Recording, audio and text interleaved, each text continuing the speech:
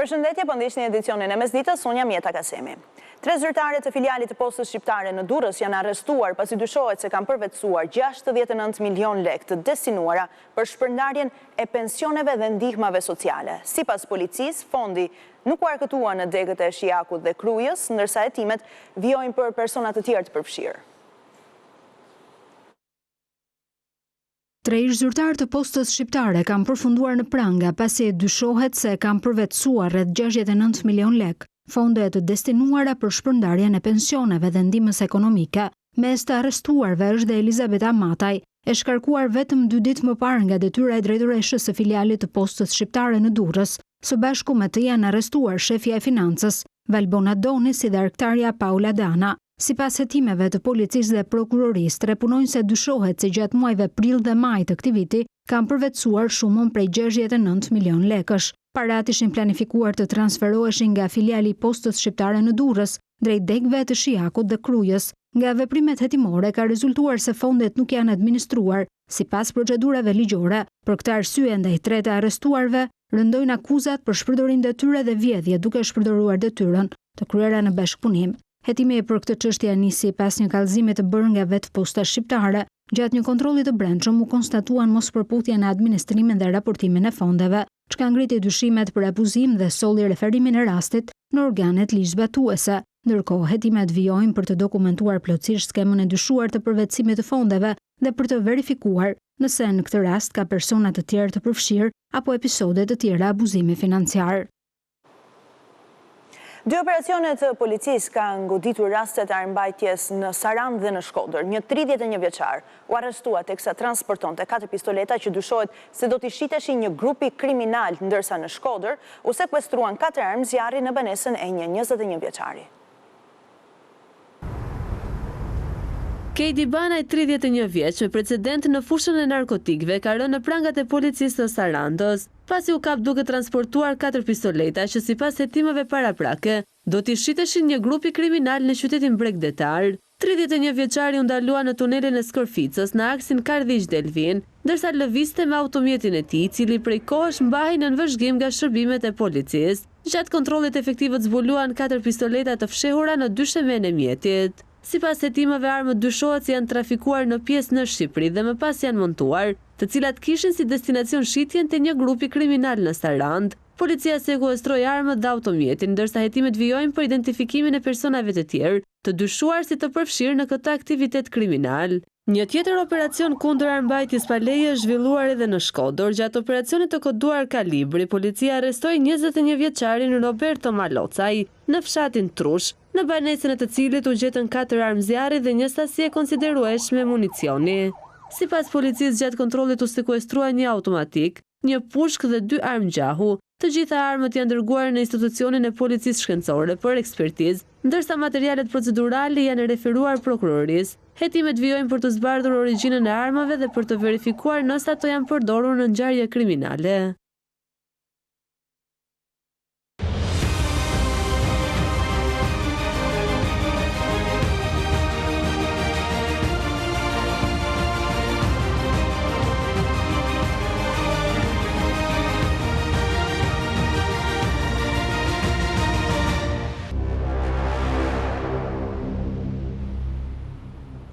Deklarata e rëndë e ministres serbe për spastrim etnik të Kosovës u diskutua në parlament. Kreu i grupit parlamentar socialista Uland Balla tha se reagimi i qeverisë shqiptare ka qenë menjëhershëm në të gjitha nivelet e nevojshme. Ndjekim një pjesë nga fjala e tij në kuvend. Ti ishe në gjumë kur kam reaguar unë në emër të këtij grupi parlamentar, bashkë me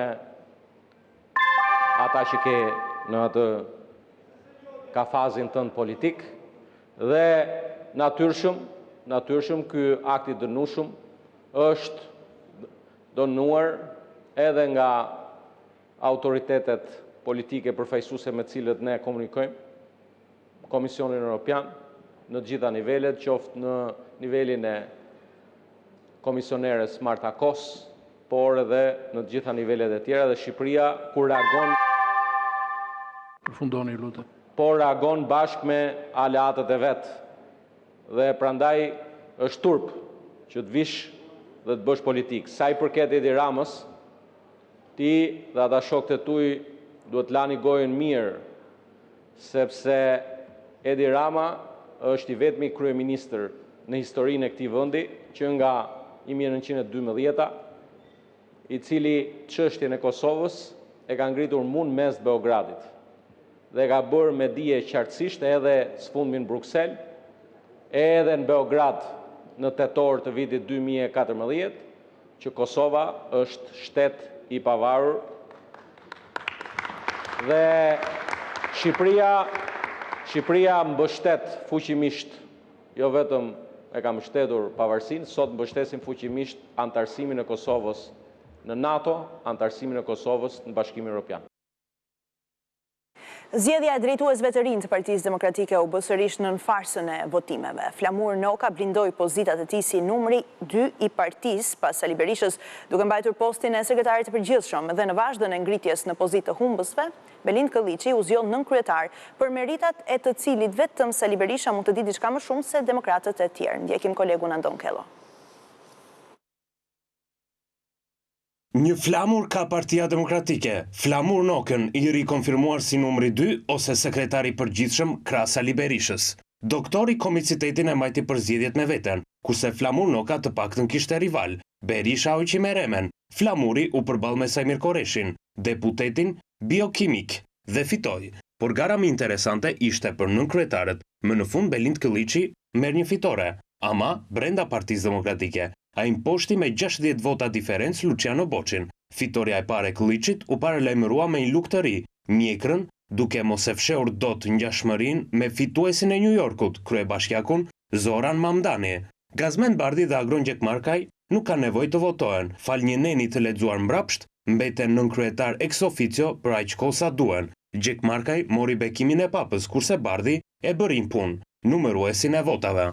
Por jo çdo bekim bie në vesh të doktorit në Partinë Demokratike. Djali pastorit Akil Pano humbi në garën për nënkryetar. Krahun e hapi dhe Oert Bylykbashi, mungesa e të cilit nuk pritet të ndihet si nënkryetar në Partinë Demokratike.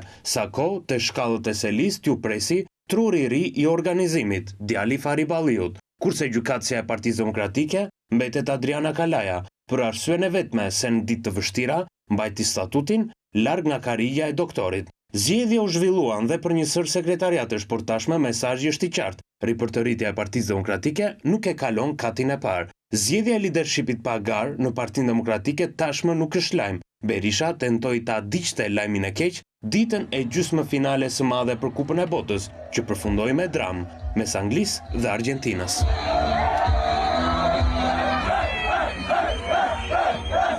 Ndërsa i gjithë bota mante syt në Atlanta, në Partinë Demokratike një numër i vogël individësh tentuan për herë të fundit të provojnë nëse në selin blu ka vlerë vota, por edhe në këtë përballje leadershipi fitoi sërish Leo Messi.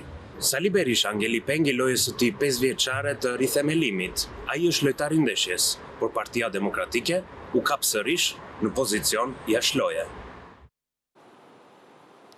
Partia Socialiste ka propozuar 4 variante për hartën e re territoriale të Shqipërisë. Varianti i parë synon decentralizimin simetrik, në të dytin kërkohen ndërhyrje të mëdha në territor. Në të tretin synohen më pak bashki, kurse në variantin e katërt propozohet zvogëlimi i numrit të bashkive. Gjithashtu hidhet ideja edhe e krijimit të rajoneve në 2 variante. Në rast se do të miratohet një hartë e re territoriale, Komisioni i Reformës duhet të mbyll punimet 6 muaj para zgjedhjeve të ardhshme lokale në 2027.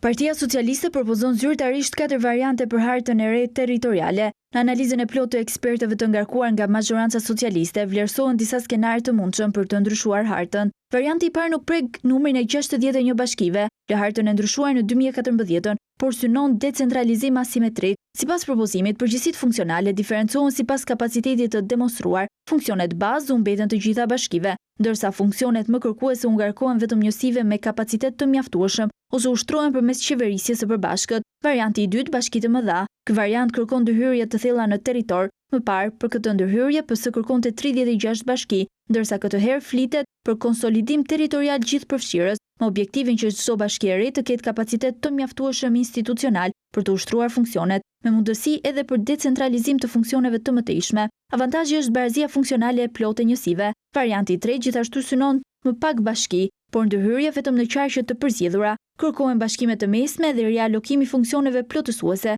konsolidimi moderuar, bashkimet përqendrohen tek njësitë me kapacitet të kufizuar, në mënyrë që çdo bashki të ushtrojë me siguri funksionet baze të zgjeruara, ndërsa funksionet e specializuara plotësuese rialokohet te qeveria qendrore. Bashkëpunimi ndërbashkiak ose niveli i dytë vendor. Në variantin 4 propozohet zvogëlimi i disa bashkive dhe bashkimi i tyre me disa të tjera, duke ristrukturuar hartën territoriale. Nuk theksohet nëse ky variant do të rritej apo ulej numri i bashkive. Por veç ndërhyrjeve në territor, PS propozon edhe krijimin e rajoneve në dy variante. Varianti i parë propozon hartën me 2 nivele, 12 qarqe të ktheheshin në 12 rajone, ndërsa bashkitë të mbeten siç janë, ndërsa varianti i dytë synon po qarqet, por të shoqëruara me zvogëlimin e numrit të bashkive dhe bëhet fjalë vetëm për bashkitë, të cilat nuk kanë mundur të performojnë mirë si bashkime vete. Megjithatë, Partia Socialiste nuk rekomandon asnjë variant si të preferuar, duke ia lënë në dorë Komisionit të Reformës Territoriale. Në fakt, Komisioni i Reformës Territoriale në 9 muaj të shtoi të nxjerrë një produkt konsensual, bipolarizimi politik dhe bojkotet e herpashershme të opozitës bllokuan disa herë punën. 14 korriku ishte afati i fundit dhe tashmë palët duhet të shtyjnë afatin. Në rast se do të miratohet një hartë e re territoriale, Komisioni i Reformës duhet të mbyll punimet 6 muaj para zgjedhjeve të ardhshme lokale në 2027. Përmbyllim këtu edicionin e mesditës, unë ju rikujtoj se të gjitha këto zhvillime dhe shumë të tjera mund t'i gjeni gjithashtu në web faqen tonë abc-news.al, njëkohësisht transmetimin tonë të drejt për drejt në valët e radios 105 FM. Vetëm pas pak do t'jeni me kolegin Nertan Prifti në Sport Center. Bashkë mirëpafshim.